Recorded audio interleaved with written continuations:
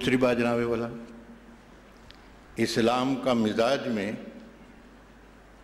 اقتدار کی دوئی نہیں ہے، اقتدار کی تقسیم نہیں ہے۔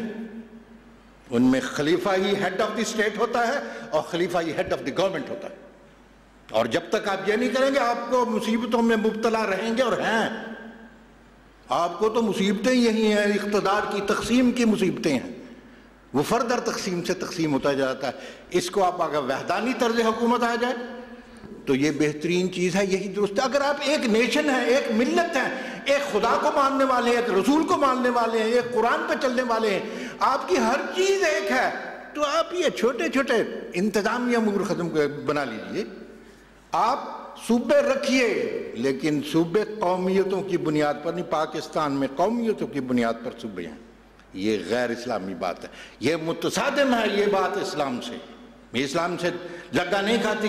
It is not in consonance with Islam, یہ بالکل ارادہ مختلف چیز ہے۔ آپ سب ڈویژنوں کو صوبے بنا دیجیے with unitary form of government.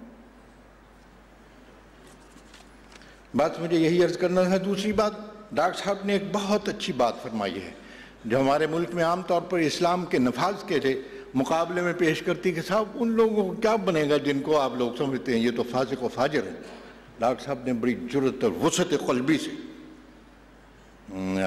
اگر آپ لوگ ناراض نہ ہوں، ہمارے عرف عام میں جو عالم ہیں ان سے بہت بڑی علمی وسعت قلبی سے یہ فرمایا کہ بھائی فاسق و فاجر کا بھی ایک ووٹ ہوگا جس طرح کہ کیا نام ایک نیکوکار اور متقی کا ووٹ ہوا کرتا ہے۔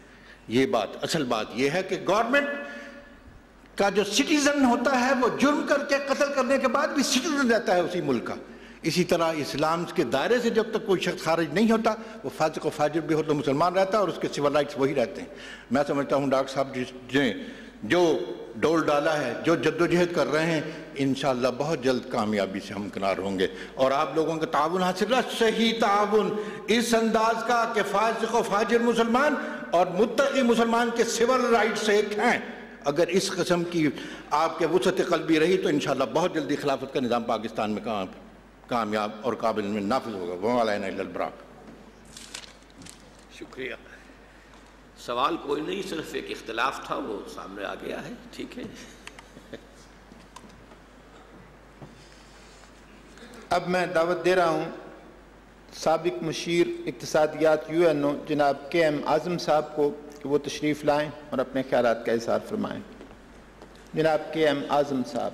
بسم اللہ الرحمن الرحیم، الحمدللہ رب العالمین، وصلی علی سیدنا محمد النبی الامی والمصطفیٰ وسید الکائنات وعلی آلہ وصحبہ اجمعین۔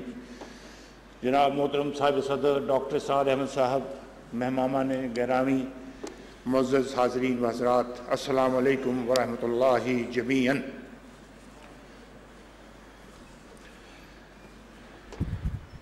میرا تعلق حکومت سے، تھوڑا بہت رولنگ کلاسز سے، تھوڑا بہت فوجی حکمرانوں سے، اور بہت زیادہ علماء کرام اور تحریک اسلامی سے رہا ہے، اور میں اندرون خانہ کے حالات شاید کچھ زیادہ جانتا ہوں عوام سے، اور وہ حالات بہت خطرناک ہیں، بہت گمبھیر ہیں جو آپ لوگ حضرات نہیں جانتے۔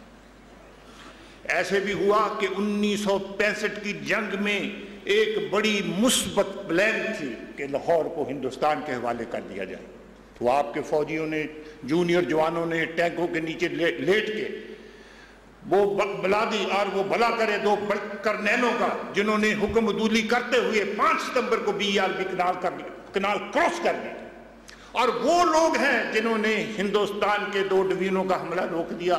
ان کو نشان حیدر نہیں ملا، ان کو نشان جرأت نہیں ملا، ان لوگوں کو ملا جنہوں نے حکم عدولی نہیں کی تھی اور وہ BRB کے ادھر تھے۔ یہ باقاعدہ پلان تھی، اس طرح کی اور پلان ہے، یعنی آپ کے حکمران تو آپ کو تباہ کرنے میں لگے ہوئے ہیں، اور آپ یہ چھوٹی چھوٹی اسکیمیں، چھوٹی چھوٹی باتیں کر کے اپنے آپ کو بچا رہے۔ اللہ بچا رہا ہے آپ کو، مگر آپ کو احساس ہونا چاہیے۔ حضور ڈاکٹر صاحب نے اپنی پچھلی تقریر میں یہاں پر ایک بات کہی تھی کہ عالم اسلام پر، تمام اسلامی ممالک پر غلامی کے سائے ہیں۔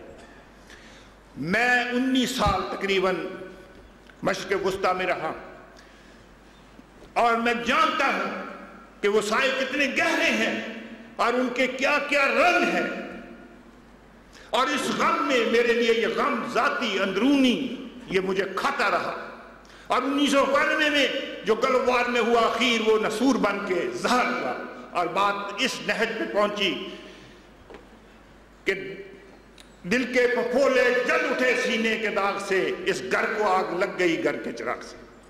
اب یہ 1998 میں بات حضرت اتنی آسان نہیں ہے، لوگوں کو دھوکہ نہ دے ریٹرک کے ساتھ۔ اب اس سال مجھے جو غم کھائے جا رہا ہے وہ یہ ہے کہ اسلام کے نام پہ پھر میں حکمرانوں کے تیور دیکھ رہا ہوں، ایک مسخ شدہ اسلام یہاں رائج کیے جائے گا جو وڈیروں کا سرمایہ داروں کا اسلام ہوگا، اور جو غضب اسلامی غضب اللہ کو دعوت دے گا کہ آپ کو تباہ و برباد کر دے۔ اس سے بہتر ہے مسخ شدہ اسلام پھر رائج کرنے سے بہتر ہے کہ خدا کے واسطے آپ کچھ نہ کریں۔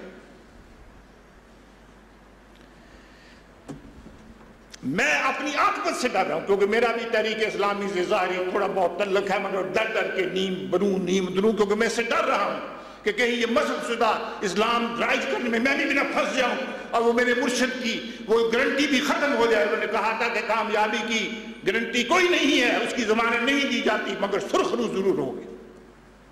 ڈر مجھے یہ ہے کہ میں مسخ شدہ اسلام رائج کرنے میں شامل ہو گیا تو میرا تو روح سیاہ ہو جائے گا اور عاقبت برباد ہو جائے گی۔ یہ عمر کا آخری حصہ ہے۔ غلامی کے سائے، حضور ڈاکٹر صاحب نے کہا تھا غلامی کے سائے، یہ غلامی کی واللہ زنجیریں ہیں، آپ جانتے نہیں کہ اس میں آپ کتنی بری طرح جکڑے ہیں۔ یعنی کہ حیرت ہے، کانسٹیٹیوشن ایوینیو پہ 14 اگست کو جو بڑی پریڈیں ہوتی ہیں، بڑے ہمارے خوشنما نوجوان نکلتے ہیں ہمارے جھنڈے لیے ہوئے، ان ریجمنٹ کی جھنڈوں پہ ڈاکٹر صاحب اگر آپ پڑھیں کہ بیٹل آنرز کیا لکھی ہوئی ہیں، آپ کا سر ندامت سے جھک جائے گا، کسی غیرت مند مسلمان کا سر جھک جائے گا۔ حضرت قائد اعظم 1948 میں پاکستان بننے کے بعد ایک ریجمنٹ کے معائنے پہ میرم شاہ تشریف لے گئے فرنٹیئر میں، اور جب ان کی نظر ٹیپو سلطان شہید کے نوادرات میں پڑی تو انہوں نے پلٹن کے کمانڈر سے پوچھا کہ یہ کیا ہے، تو وہ پلٹن کے کرنل نے کہا کہ جناب یہ ہماری تاریخ کا حصہ ہے۔ قائد اعظم نے کہا کہ میں اس تاریخ سے شرمندہ ہوں، اس تاریخ کی شرمندگی ہم سینوں پہ سجائے اپنے جھنڈوں پہ لگائے آج بھی پھر رہے۔ آپ کسی پلٹن میں چلیں گے، پلٹن جہاں کوارٹر گارڈ ہوتی ہے، کرنل کا دفتر ہوتا ہے، ڈاکٹر صاحب آپ دیکھیں گے جو سلطنت برطانیہ کا جھنڈا ہے وہ شیشے میں جڑا ہوا ہے، اور اگر نہ حیرت ہے۔ یعنی کہ جنوبی افریقہ اس پہ جس بری طرح کی حکمرانی تھی ہم پہ نہیں تھی، اور وہ سیاہ فام لوگ بالکل دبے ہوئے تھے، اور چند سال پہلے انہیں آزادی ملی اور وہ آزاد ہو گئے۔ چند سال پہلے انہیں آزادی ملی اور وہ بالکل آزاد ہیں۔ ہمیں 50 سال پہلے آزادی ملی، ہم اب بھی غلام، واللہ ہم غلام ہیں، ہم آزاد نہیں ہیں۔ انہوں نے سچائی کمیشن بنا دیا، بڑے بڑے جابر سفید فام حکمرانوں کو سامنے کھڑا کر دیا، اور سب جھوٹ اور سچائی دودھ پانی کی طرح صاف کر دی، علیحدہ علیحدہ کر دی، اور ہمیں ہمت نہیں ہوتی کہ ہم حمود الرحمان کمیشن کی رپورٹ شائع کر دیں۔ ہم یہ قوم کو بتائیں کہ وہ فوج جس نے ہتھیار ڈالے تو اس کے پیچھے کیا سازش تھی، یہ نہیں بتایا جاتا۔ حیرت کی بات ہے، آپ حیران ہوں گے سن کے، آپ نے شاید ٹائم میگزین میں، نیوز ویک میں 5-6 مہینے پہلے یہ خبر پڑھی ہوگی کہ وہاں کی جو پولیٹیکل پارٹی منڈیلا کی تھی، جس نے سفید فام لوگوں سے اقتدار چھین لیا ہے نان وائلنس طریقے کی طرح، ان کی جو ANC گوریلا ونگ کا انچارج تھا، اس کو ساؤتھ افریقہ کی فوج کا کمانڈر ان چیف مقرر کر دیا گیا۔ ہم میں یہ ہمت ہے کہ ہم جہاد افغانستان، جہاد کشمیر کے ایک دلیر سپاہی کو اپنی فوج میں جنرل بنا دیں۔ میں نے، آپ یہاں بیٹھے تھے جنرل صاحب، میں نے بات بتائی، انہوں نے کہا نہیں یہ فوجی ادارہ رہ گیا ہے جو باقی ہے، یعنی اللہ رسول کے نام لینے والے اس ملک میں تو سب ضائع ہو چکے ہیں، صرف فوج جو انگریز کے نام پہ قائم ہے وہ باقی ہے، وہ اسلام لائے گی۔ آپ